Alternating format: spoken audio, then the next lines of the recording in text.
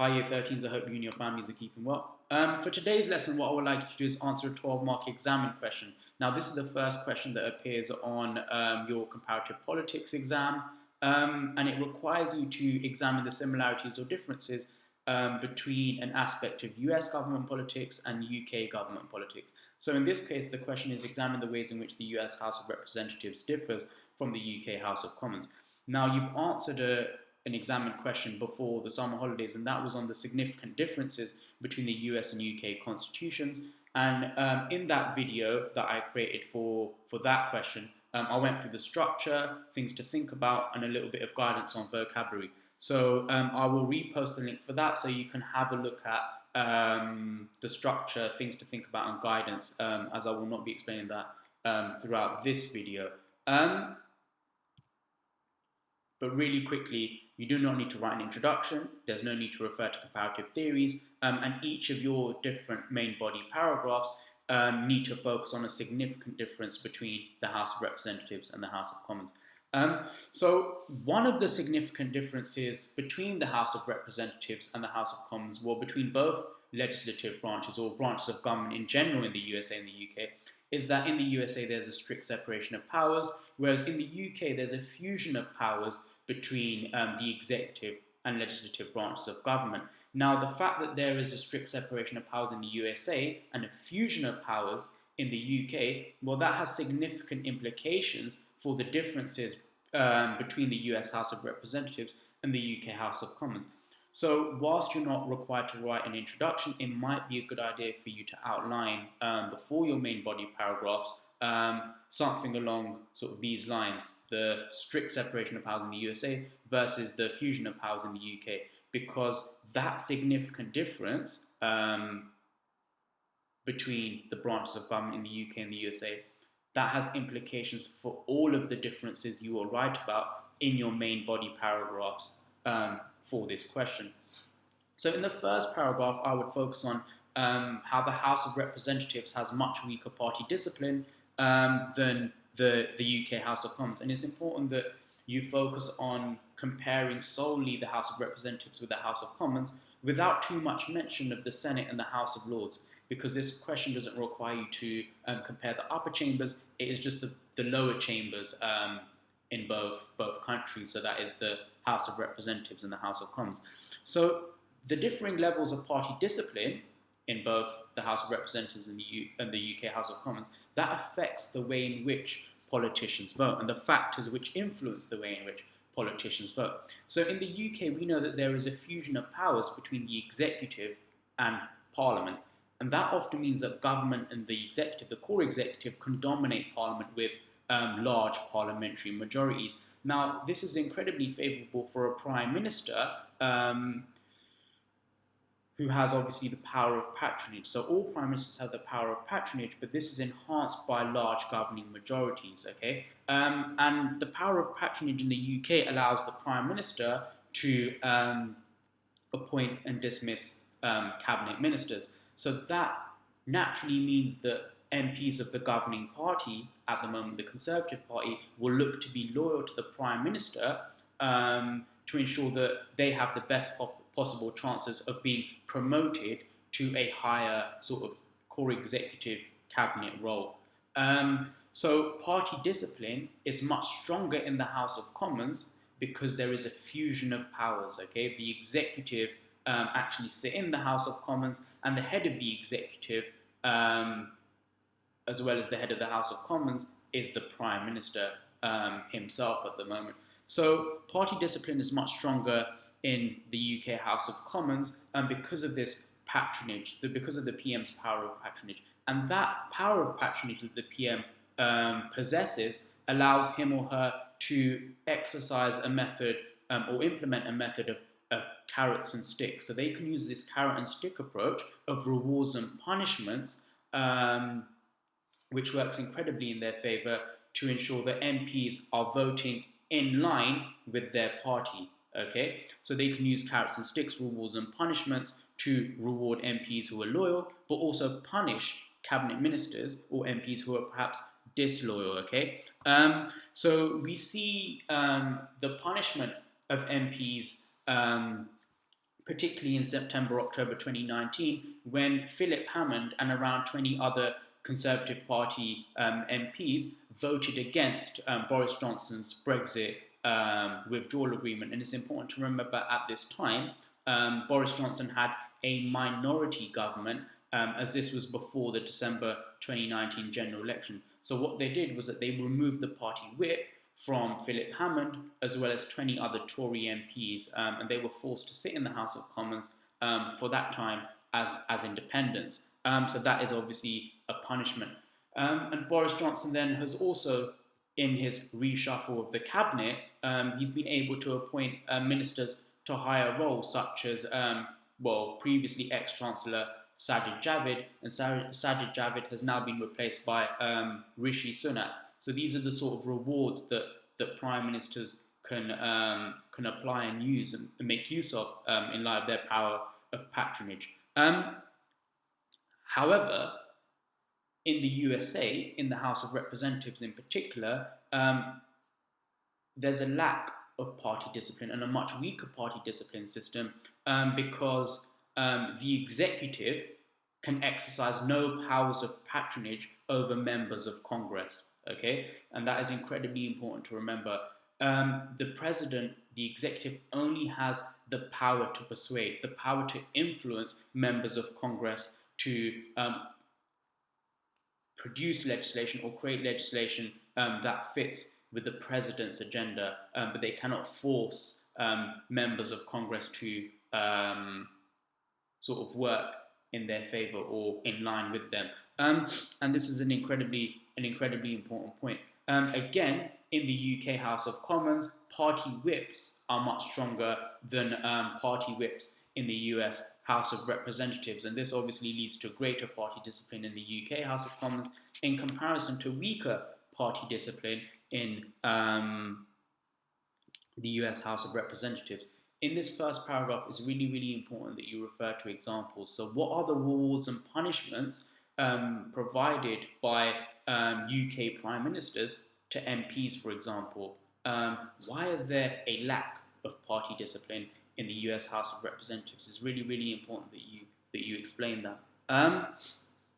In the second paragraph, you can focus on the function of representation. So Congress's function of representation and the function of representation that the UK Parliament also sort of carries out.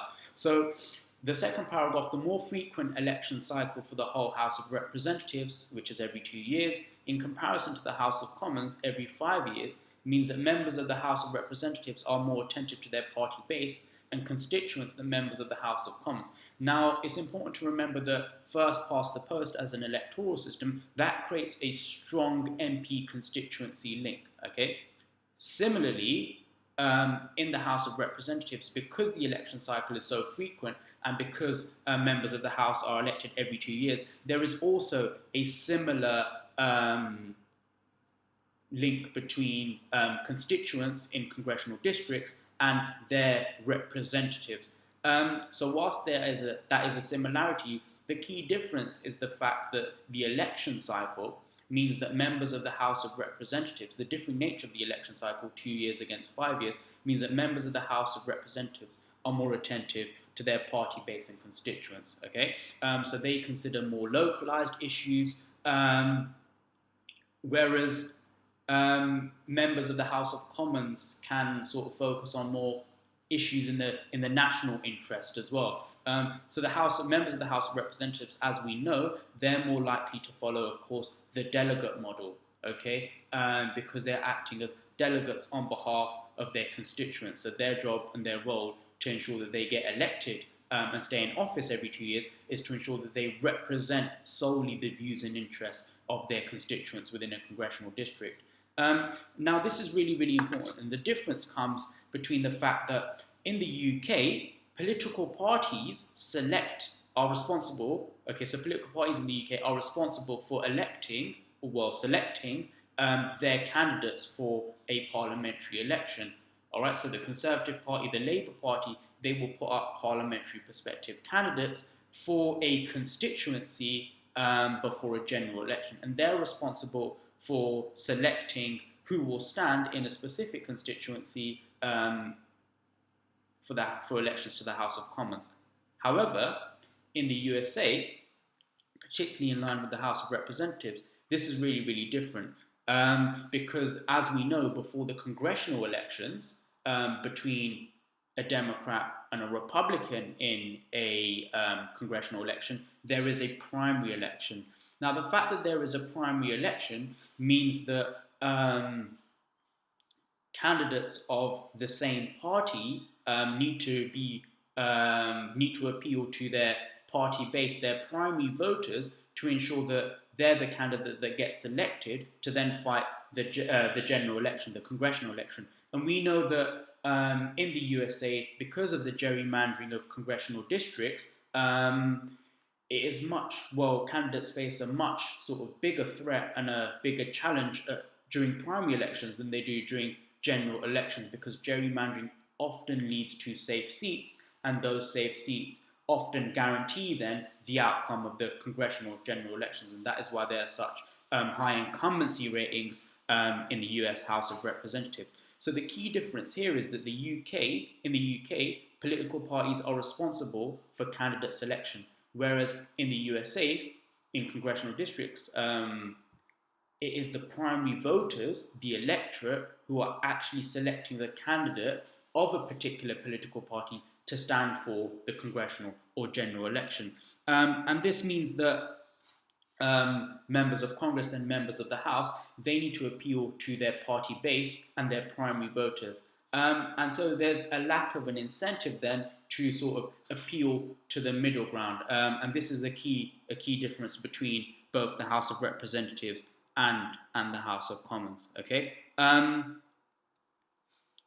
In your last paragraph, okay, you have a choice. Okay, so you can either focus on the differences in the legislative powers of the House of Representatives and the House of Commons, which basically means comparing the legislative function of both of those lower chambers, or you can write about the differences in the oversight or scrutiny role played by the House of Representatives and the House of Commons. So that is a comparison in the sort of oversight, accountability, scrutiny role conducted by both lower chambers in Congress and Parliament. So if you're writing about oversight or scrutiny, it's important to compare the fact that the House of Representatives, at times in relation to things like impeachment proceedings, and you could talk about the impeachment of Donald Trump, whilst the House initiates the impeachment proceedings and can pass impeachment proceedings, like it did with Bill Clinton in 1998 and like it did with Donald Trump in 2019,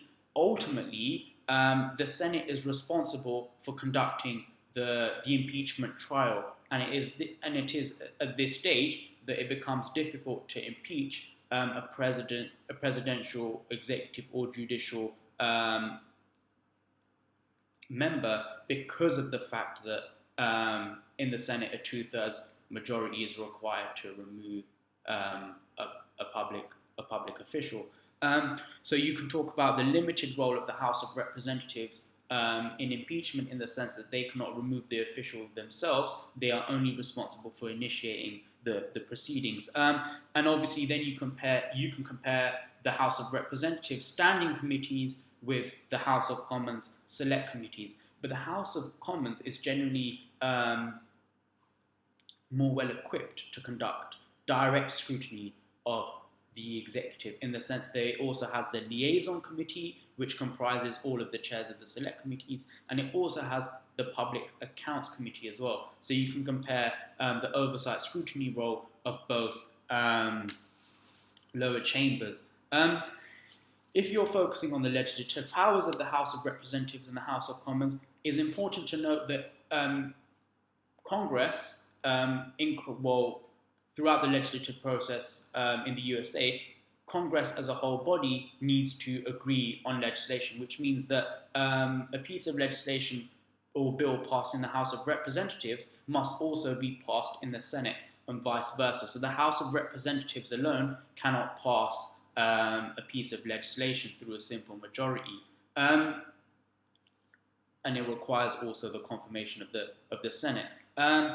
However, in the UK, the House of Commons can sort of reject amendments, okay, from the House of Lords. And the House of Commons, because of the fact that it is the elected chamber and it is seen as the more superior chamber, it can pass legislation without the consent of the House of Lords. So, under the Parliament Act of 1949, the House of Commons is permitted to do this after the House of Lords, for example, has delayed legislation for the passage of 1 year. So, we have examples such as the Hunting Act of 2004, which was passed by the House of Commons after the House of Lords delayed the passage of the bill for a year. So the House of Commons passed that bill without the consent of the House of Lords, and there's many other acts as well that you can have a look at for that.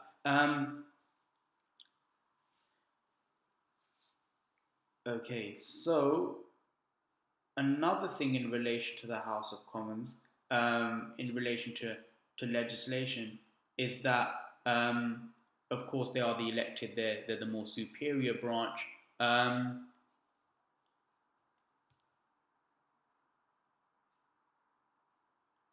And in relation to interaction between both chambers in Congress and in Parliament, because of the legislative process in Congress, it often leads to gridlock, okay, and many bills becoming pigeonholed, particularly if differences cannot be reconciled.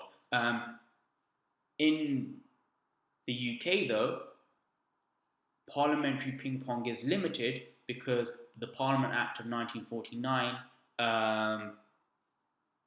sort of curbed the powers of the House of Lords to only delay the passage of legislation for 1 year. So in the USA, gridlock is likely because both the House of Representatives and the Senate have to agree on legislation. Whereas in the UK, gridlock is less likely because the House of Commons is the more superior chamber of Parliament and can therefore override the will of the House of Lords. Right, I hope that's made things clear, Year 13s. Take care.